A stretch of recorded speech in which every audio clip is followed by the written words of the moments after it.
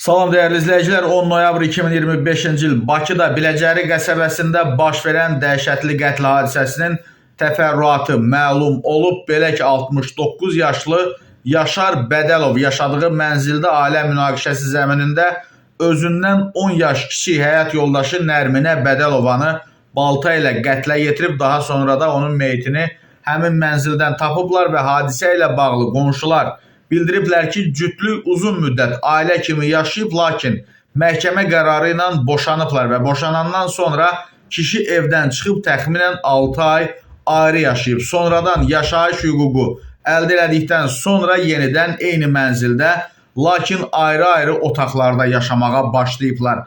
Bir evdə sakit yaşayırdılar, kişi ayrı, qadın ayrı otaqda qalırdı. Aralarında yenidən mübahisə yaranıb, kişi qadını balta ilə vurub, yəqin ki, şah damarını kəsib deyə qonşulardan biri bildirib.